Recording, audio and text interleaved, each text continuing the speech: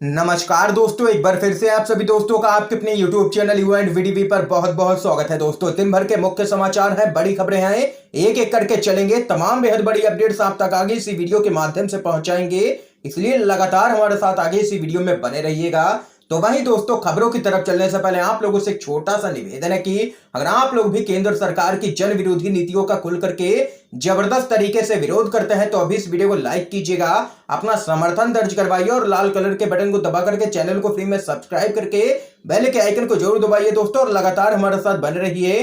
पहली बड़ी खबर जान लेते हैं। सबसे बड़ी खबर दोस्तों उत्तर प्रदेश से सामने निकल के आ रही है। लखनऊ में हलचल हो चुकी है तेज। योगी आदित्यनाथ के खिलाफ 200 विधायकों ने खोल दिया है मोर्चा। आप लोगों को बताते चले दोस्तों, यहां पर दोस्तों आप लोग देख सकते हैं कि आईपी सिंह का ट्वीट है। ये सपा के नेता हैं, इन्होंने ट्वीट किया, 4 मंत्रियों ने बीएल संतोष के सामने खुल करके योगी की पोल खोली और निवेदन भी किया कि ये विधायकों को बुला करके वोटिंग करा लें। इस खेल के प्रमुख रचयिता के माध्यम से जानकारी मिली है कि दूसरे खेमे में पहले से 200 विधायक हैं और बाकी बस शीर्ष नेतृत्व से आदेश का इंतजार कर रहे हैं। टूट गई है बीजेपी। तो वहीं आईपी सिंह ने एक और ट्वीट किया है और कहा है कि सभी भाजपा के विधायक लखनऊ पहुंचे हैं, बहुत जल्द बैठक बुलाई जाने वाली है। और यहां पर दोस्तों देख सकते हैं कि पूरी तरीके से टूटती हुई यूपी के अंदर बीजेपी नजर आ रही है। विधायक दल की बैठक भी बुला ली गई है। कई यहां पर विधायक, जो की संख्या है 200 की, वो यहां पर योगी आदित्यनाथ के खिलाफ है। उनका दो टूक कहना है कि योगी आदित्यनाथ को मुख्यमंत्री पद से हटाया जाए। और ऐसी हलचल तब से बीजेपी के अंदर मची है जब से बीजेपी के ही अंदरूनी सर्वे में बीजेपी यहां पर यूपी चुनाव हारती हुई नजर आ रही है। बड़ी खबर है दोस्तों। अगली बड़ी खबर जान लेते हैं। हरियाणा में टिकैत बोले, प्रशासन ने हमारी सभी मांगों को माना है, यहां धरना खत्म, अब दिल्ली कूच की है तैयारी। आप लोगों को बताते चले, पिछले दिनों हरियाणा के टोहाना में यहां पर गिरफ्तार किए गए किसानों को लोगों के भारी दबाव के कारण छोड़ दिया गया है। किसानों की रिहाई पर किसान नेता राकेश टिकैत ने कहा है कि प्रशासन ने हमारी सभी मांगों को मान लिया है, इसलिए हम टोहाना थाना के बाहर चल रहे धरने को यहां पर खत्म कर रहे हैं। इसके साथ ही उन्होंने कहा है कि अब हम दिल्ली कूच की तैयारी कर रहे हैं। किसानों के भारी विरोध प्रदर्शन के बाद आखिरकार प्रशासन ने गिरफ्तार किसानों को रिहा करने का निर्णय लिया है। किसान नेताओं और पुलिस के बीच हुई बैठक में किसानों की रिहाई और सभी केस वापस लेने पर यहां पर सहमति बनी है। इस बीच एक और बड़ी खबर जान लेते हैं। आगरा के अस्पताल में ऑक्सीजन बंद कर देखा गया, कितने मरीज मरने वाले हैं, वीडियो हो चुका है वायरल। राहुल गांधी ने कर दी है कार्रवाई की मांग। आप लोगों को बताते चले क्या कुछ है पूरा मामला। उत्तर प्रदेश के आगरा के एक अस्पताल के संचालक का वीडियो वायरल होने के बाद हड़कंप मचा हुआ है। इसमें संचालक यहां पर यह कहते हुए सुना जा सकता है कि उसने अपने अस्पताल में ऑक्सीजन 5 मिनट के लिए बंद करके एक मॉक ड्रिल किया था। यहां पर कथित तौर पर इसकी वजह से 22 कोविड रोगियों की मौत हो गई है। इस वीडियो को 26 अप्रैल का बताया जा रहा है, जब यहां पर कोरोना संक्रमितों की काफी तादाद थी और कई लोगों की जान भी जा रही थी। इस मामले पर कांग्रेस के नेता राहुल गांधी ने भी ट्वीट किया है। उन्होंने खबर शेयर करते हुए लिखा है कि भाजपा शासन में ऑक्सीजन व मानवता दोनों की भारी कमी है। इस खतरनाक अपराध के जिम्मेदार सभी लोगों के खिलाफ तुरंत कार्रवाई होनी चाहिए। दुख की इस घड़ी में मृतकों के परिवारजनों को मेरी संवेदनाएं। ये यहाँ पर हत्याएं हैं, सीधे तौर पर आरोप लगा रहे हैं लोग सोशल मीडिया पर, और योगी सरकार भी अब आ चुकी है निशाने पर। एक और बड़ी खबर जान लेते हैं। इस मामले में बुरी तरह से फंसा है रामदेव और उसका भाई बालकृष्ण, होगी जेल। आप लोगों को बताते चले, जैसा कि आप सब जानते हैं कि भारत में फैली कोरोना महामारी के दौरान गरीबी और बेरोजगारी का स्तर बढ़ता ही चला जा रहा है। हम आपको बता दें कि गरीब और मध्यम वर्गीय परिवारों का रोजगार छिन जाने की वजह से अपनी बेसिक जरूरतों को पूरा करने के लिए बड़ी परेशानियों का सामना करना पड़ रहा है। देश की अर्थव्यवस्था में भी भारी गिरावट दर्ज की गई है। तो वहीं दूसरी तरफ देखा जाए तो कोरोना महामारी के दौरान जहां देश का गरीब तबका और गरीब होता जा रहा है, तो वहीं अमीर पूंजीपतियों की संपत्ति में जबरदस्त इजाफा देखने को मिल रहा है। हाल ही में रिपोर्ट में बताया गया था कि अडानी ग्रुप के मालिक गौतम अडानी की संपत्ति में इस कदर इजाफा हो रहा है कि वह एशिया के दूसरे सबसे अमीर पूंजीपति बन गए हैं। इसी कड़ी में जन अधिकार पार्टी के अध्यक्ष और पूर्व सांसद पप्पू यादव ने मोदी सरकार पर निशाना साधा है। उन्होंने ट्वीट कर लिखा है कि राम भरत, बालकृष्ण और अडानी की संपत्ति की जांच हो जाए तो बीजेपी के अधिकांश बड़े नेता जेल में होंगे। राम भरत सलवार बाबा का भाई है। तो वहीं दोस्तों एक और बड़ी खबर जान लेते हैं।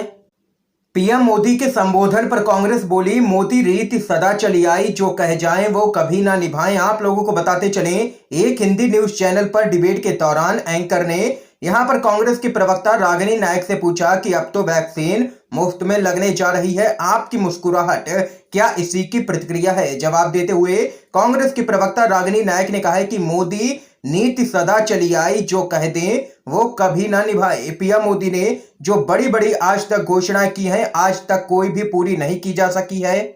मोदी जब नई बात बोलते हैं तो जनता के विश्वास उन पर सिकुड़ जाता है। मोदी सरकार को साफ कहना चाहिए कि हम मुफ्त सार्वजनिक टीकाकरण करेंगे। एक और बड़ी खबर जान लेते हैं दोस्तों।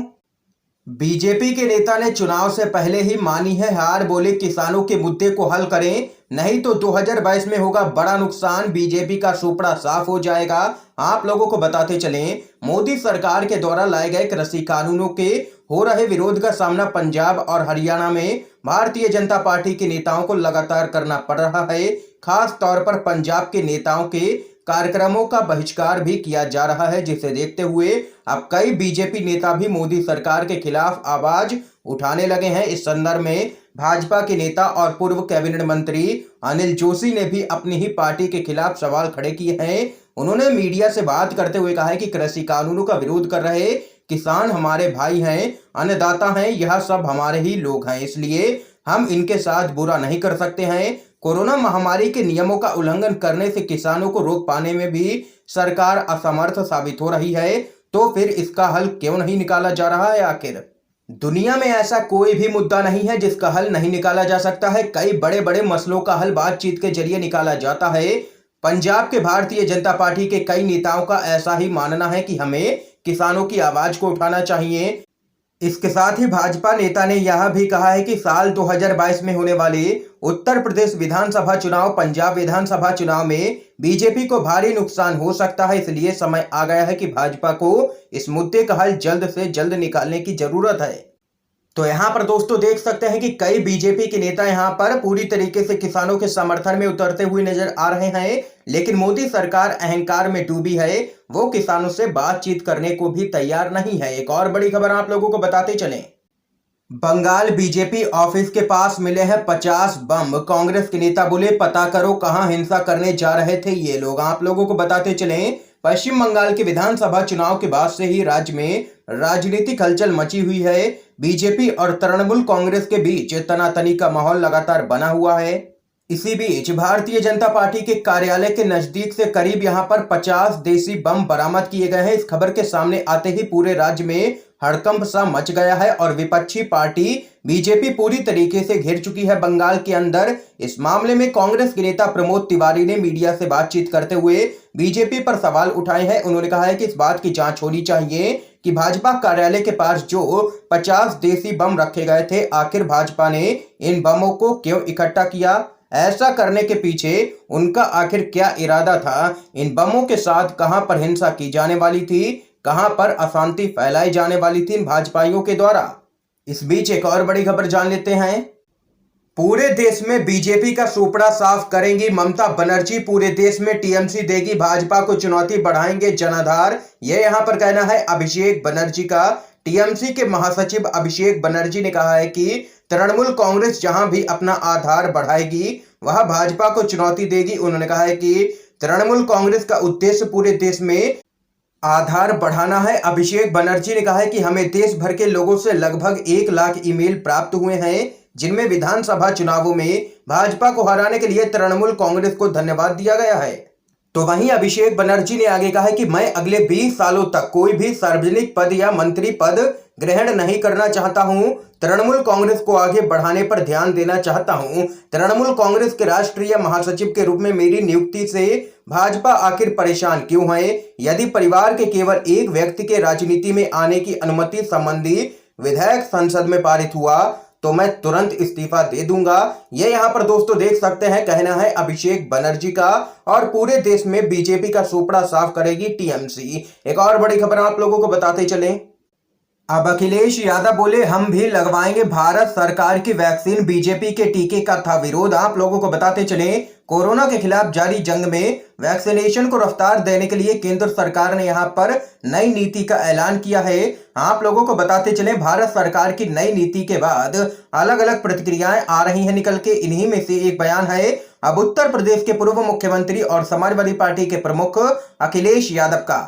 अखिलेश यादव ने कहा है कि वह भारत सरकार का टीका लगवाएंगे, वो सिर्फ भाजपा के टीके के खिलाफ थे। उत्तर प्रदेश के पूर्व मुख्यमंत्री ने अपने ट्वीट में लिखा कि जन आक्रोश को देखते हुए आखिरकार सरकार ने कोरोना के टीके के राजनीतिकरण की जगह ये घोषणा करी कि वो टीके लगवाएगी। हम भाजपा के टीके के खिलाफ थे, पर भारत सरकार के टीके का स्वागत करते हुए हम भी टीका लगवाएंगे। वह टीके की कमी से जो लोग लगवा नहीं सके थे उनसे भी लगवाने की अपील करते हैं। ये यहाँ पर दोस्तों आज के समय की तमाम बेहद बड़ी खबरें थी जो हमने आप लोगों तक पहुंचाई हैं UNVDB के माध्यम से। अगर आप लोगों को ये वीडियो पसंद आया हो तो लाइक कीजिएगा, ज्यादा से ज्यादा इस वीडियो को शेयर कीजिए ताकि आप सभी के दोस्त भी इन खबरों को जान सकें। वीडियो देखने के लिए दोस्तों आप सभी का बहुत बहुत धन्यवाद।